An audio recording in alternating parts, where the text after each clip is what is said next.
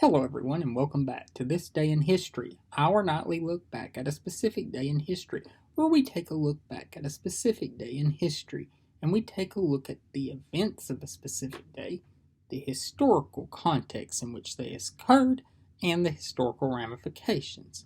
As always, if you have not yet, please hit the subscribe button, the bell notification icon to be alerted anytime I post new content, and tell a friend. Spread the word far and wide.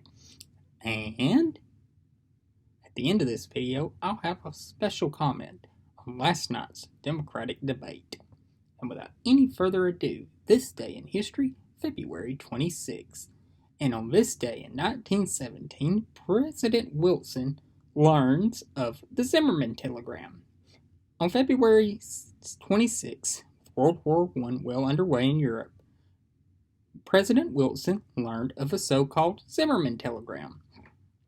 The telegram proposed a German-Mexican alliance if the United States entered the war, which they would soon do. The German Foreign Secretary Arthur Zimmermann sent the telegram to the German ambassador to Mexico, and the Brits intercepted it and gave a copy to the United States. When Wilson read the dispatch, he asked Congress to arm all U.S. ships against possible German military attacks. The Zimmermann telegram turned U.S. public opinion firmly against Germany and is one of the things that helped Wilson build public support to eventually enter the war. Wilson ran in 1916 as he's the one that kept us out of war. And 1916 was not a particularly easy election for Wilson. It's thanks to about 2,000 votes, give or take, in the state of California that Woodrow Wilson was ultimately successful. Some births that occurred on this day. In 1958, in St. Paul, Minnesota, Tim Kaine was born. Now, a lot of you may be asking, who is Tim Kaine? Well, in 2016, 65,853,514 of you voted for him to be vice president. He was Hillary Clinton's running mate. He previously was the lieutenant governor of Virginia, governor of Virginia, head of the DNC, and at the time and currently is a senator from the Commonwealth of Virginia. Kaine grew up in the Kansas City area, even though he was born in Minnesota. He moved to Kansas City when he was 3 and later would settle in Virginia, in Richmond. He was also interesting. This is quite interesting to me. He was almost Obama's vice president. It's reported that Obama, he was on the short list to be Obama's vice president and was one of the finalists. And was one of the, so far along in the process, that when Obama finally picked Joe Biden, he was one of the people that was called to be told by Obama it wasn't him. And so, according to news reports, he told Kaine that he was the pick of the heart and Biden was the pick of the head. Now, obviously, Joe Biden and Barack Obama would become very close as president and vice president, but yep, he was almost Hillary. He was Hillary Clinton's running mate. And if not for a couple of Midwestern states, would be vice president right now. But yes, he was almost Barack Obama's running mate. So he's always kind of been seen as not a presidential candidate, so to speak, but as a second fiddle. Not a bride, always a bridesmaid, so to speak. Some deaths that have occurred. This next death's a little rough. What occurred, I'm not going to make light of it, but I want to cover it. because I'm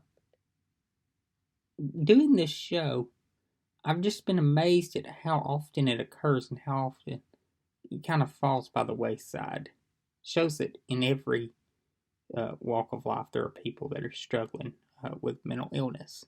In 2015, Tom Schweik died at the age of 54 in St. Louis. He was the state auditor of the state of Missouri. He, as I said, he was 54 and he died of a single gunshot wound to the head. Uh,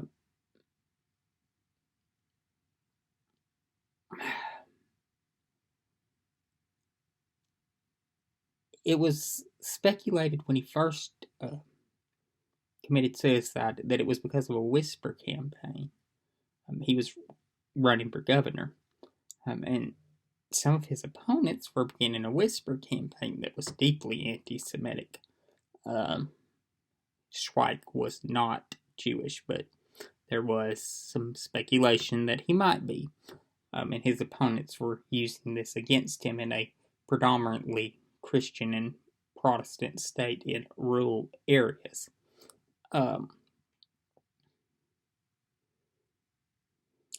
And they also were making other very horrible statements about him. It was later determined that there was no whisper campaign, but Schweik was dealing with a range of mental issues and taking a lot of prescription medication to deal with it. So, yes, just a sad, sad occurrence. Now, on last night's Democratic debate. That debate was an embarrassment on CBS's part for allowing the candidates to run over them, on the candidates' part for taking part in allowing it to go off the rails.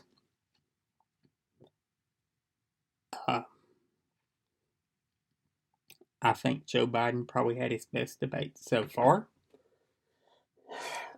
Sure, he had a few slip-ups, Bidenisms, but overall, I think it was a good debate for Joe Biden.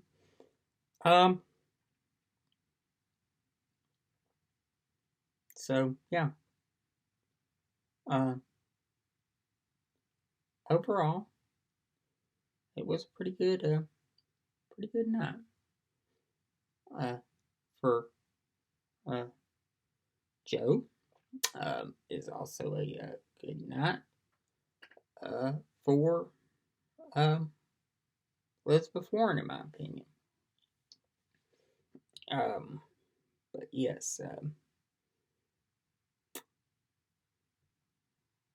Joe, I think, had the best night.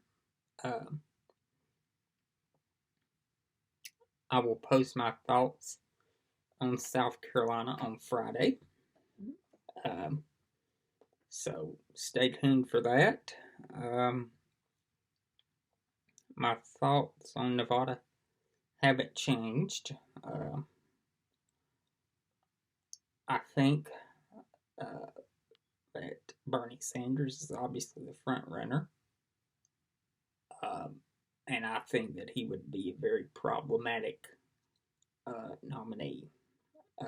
I think that he would face significant hurdles himself and would create down ballot problems that might be insurmountable for other Democrats and people on the ballot.